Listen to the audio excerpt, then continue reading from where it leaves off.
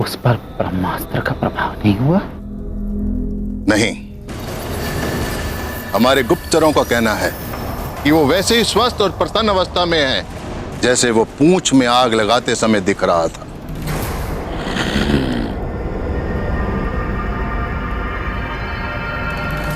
ये कैसे संभव हो सकता है? ब्रह्मास्त्र के आगे इंद्र क्या, मुझे भी झुकना पड़ता है। वो जटाधारी राम भी तो ब्रह्मास्त्र के आगे विवश होकर अचेत पड़ा हुआ है। ये वानर कैसे प्रभाव मुक्त रह सकता है? यही तो घोर आश्चर्य है। तो क्या वो वानर तथा कथित परम ब्रह्म और मुझसे भी अधिक शक्तिशाली है? आपकी बात तो मैं नहीं जानता। जहां तक उन दोनों का संबंध है तो हनुमान स्वयं को श्री राम का तुच्छ दास बताता है। केवल राम, केवल राम।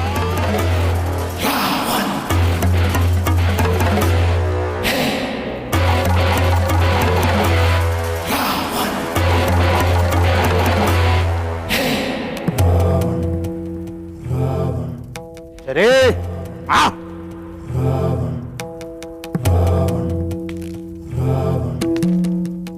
कोई मेरी शक्ति को कम करके आंकने की भूल ना करे। मेरे पराक्रम से इंद्र भी हर हर कांपता है। ग्रह नक्षत्रों को मैं अपनी इच्छा से जहां चाहे अपनी इच्छा से घुमाता हूं। मेरे अतिरिक्त वो कौन है जिसने महादेव शिव शंकर के निवास कैलाश को हिला कर रख दिया हो? मेरे अतिरिक्त है कोई ऐसा तपस्वी जिसने 10 सहस्त्र वर्षों तक तपस्या की हो और हर एक सहस्त्र वर्ष अपने एक एक शीश को स्वयं काट कर अर्पित कर दिया हो?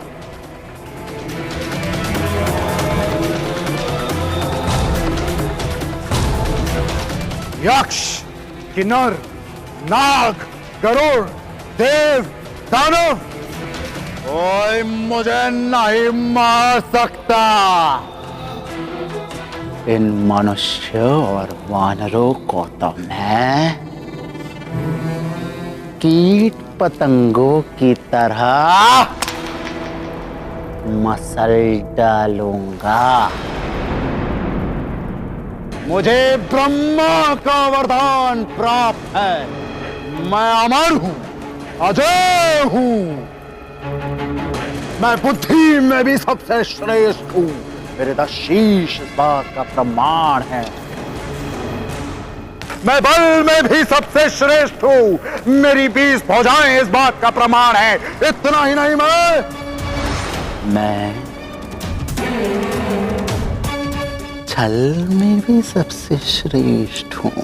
ना श्री, जहां बल और बुद्धि परास्त हो जाते हैं वहां मैं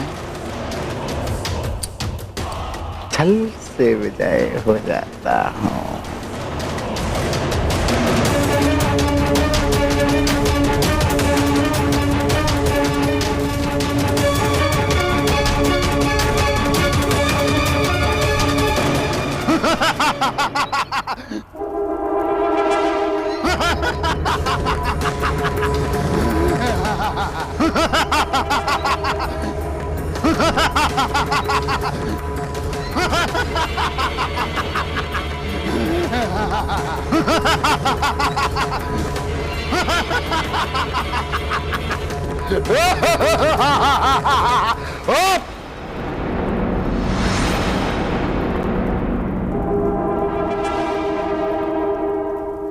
काल नेमी। मेरा ये कार्य काल ने ही करेगा।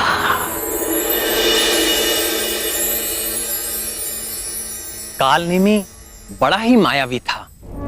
अपनी माया के बल पर वो धरती, आकाश और पाताल में भी जा सकता था। उसके पास एक ऐसी सिद्धि थी जिसकी सहायता से वो मन की गति से तीनों लोकों में कहीं भी चला जाता था।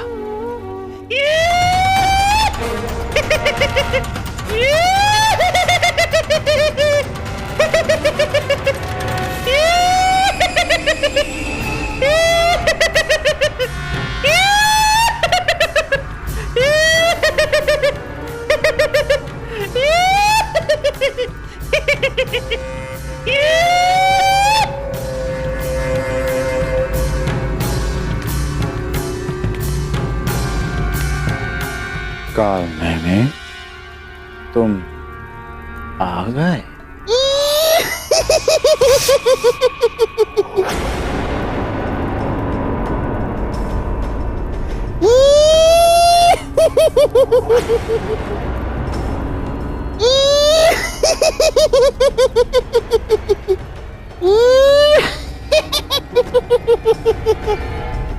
ये विनोद का समय नहीं है कालनेमी। ये विनोद का समय नहीं है कालनेमी। मेरे धैर्य की परीक्षा मत ले कालनेमी। कालनेमी, मेरी धैर्य की परीक्षा मत ले।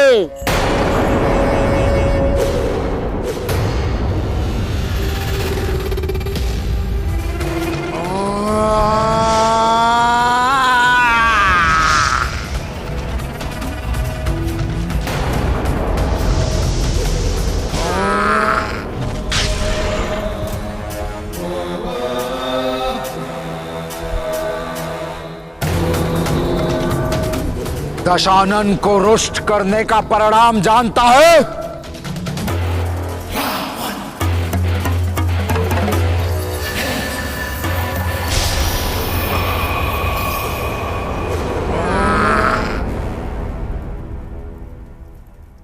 लंकेश, छल, कपट, ये तो कालनेमी के अंग रक्षक है। लंकेश, छल, कपट, कला, विग्रह, दुराचार, मिथ्याचार, माया, मोहन, वशीकरण, कुछ भी करके, कोई भी युक्ति से उस वानर का अंत कर। वानर? कौन वानर लंकेश? वही जो मेरे गले का कंटक बना हुआ है, हनुमान।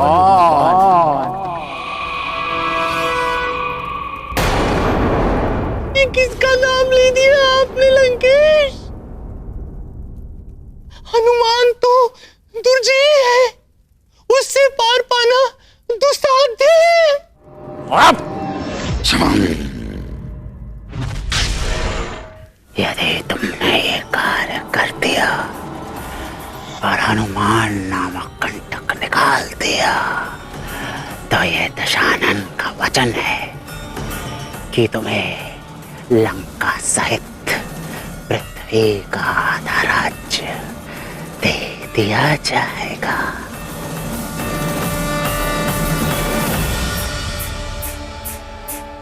क्या? आधा राज्य?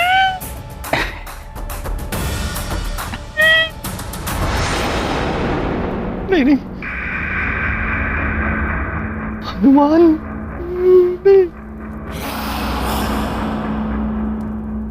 यदि तुमने ये कार्य ना किया तो यह भी दशानन का वचन है कि तुम्हारी जीवन लीला का अंत इसी क्षण कर दिया जाएगा।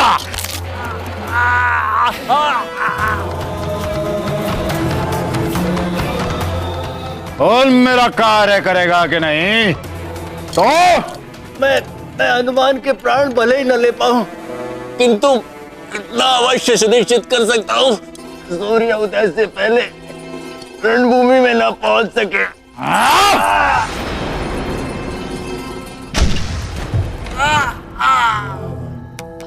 तू बस उसका वध सुनिश्चित कर।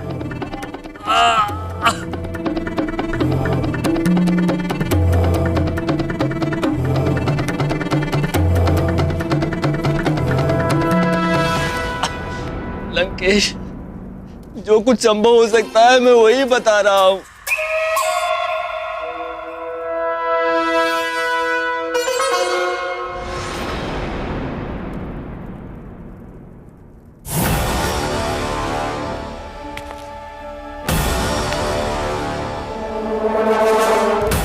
अब जा वध कर दो उस हनुमान का। आपका कार्य पूर्ण हो गया समझिए।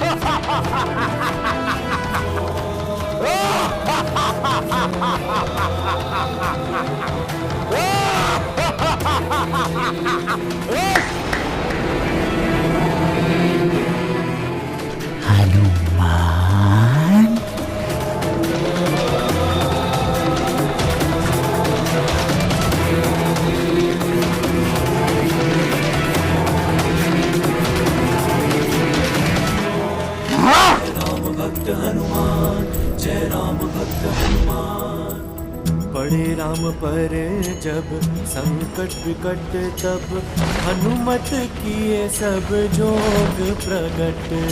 पड़े राम पर जब संकट, तब हनुमत किए सब जोग प्रगट। निरंतर करते राम का ध्यान, चले बचाने श्री राम के प्राण। पवन वेग से गमन गगन में, श्री राम नाम को तारे मन में। जाना आना संजीवनी लाना, हनुमत को है काल हराना।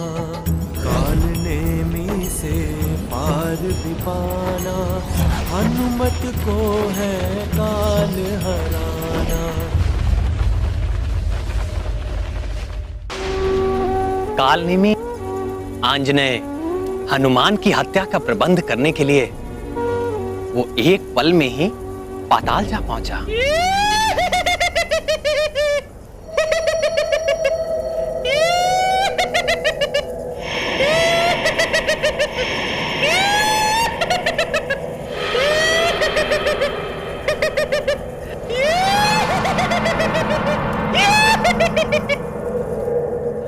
मित्र दंतकंठक, प्रकट हो मित्र।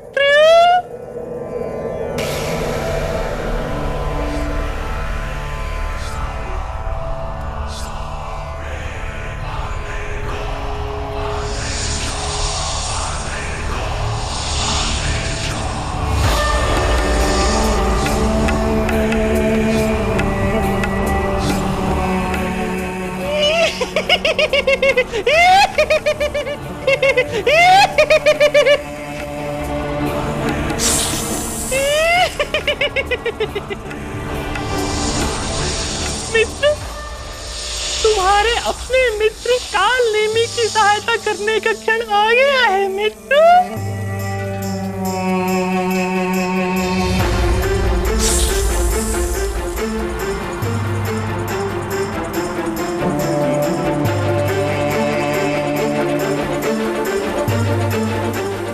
अपने मित्र की कार्य सिद्धि के लिए अपना कालकूट विष प्रकट करो मित्र।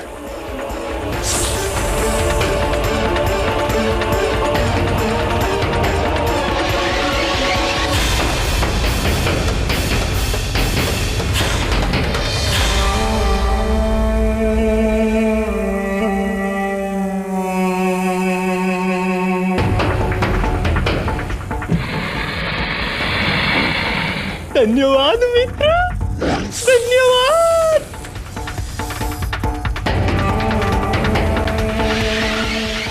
लंका से पृथ्वी का आधा राज्य। हनुमान। कालकूट विष लेने के पश्चात कालनेमी एक पल में ही द्रोण पर्वत पर जा पहुंचा और एक तपस्वी का रूप धरकर शिला पर बैठ वो पाखंडी भगवान भोलेनाथ के मंत्रों का जाप करने लगा।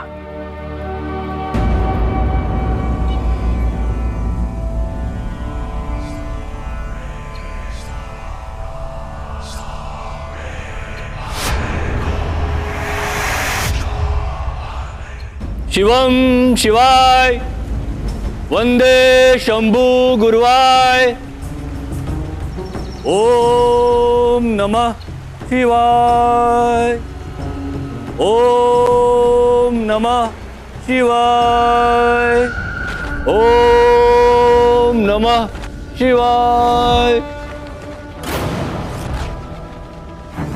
ओम नमः शिवाय, नमः शिवाय, ओम नमः शिवाय। जय श्री राम। ओम नमः शिवाय, ओम नमः शिवाय, ओम नमः शिवाय। मुनिवर, मेरा प्रणाम स्वीकार करें। मैं केसरी पुत्र हनुमान, प्रभु श्री राम का तुच्छ दास हूं।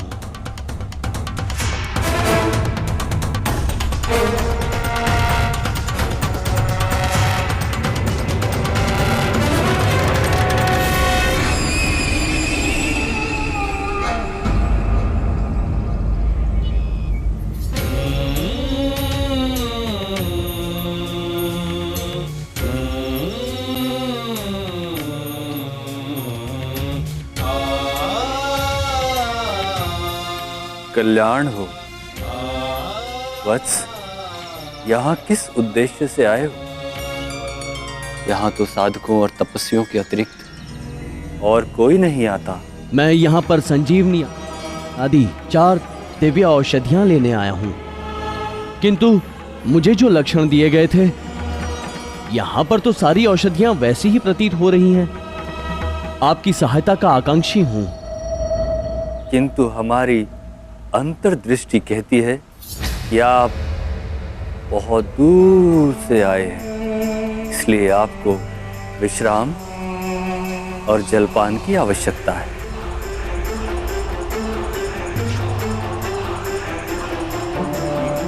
ये लीजिए।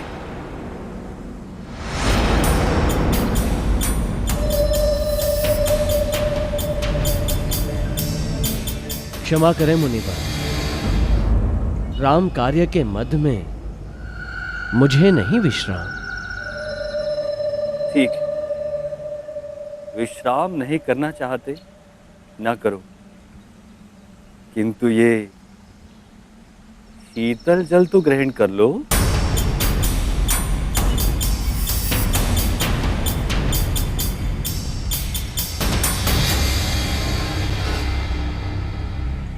नहीं, जल पीने का भी समय नहीं है।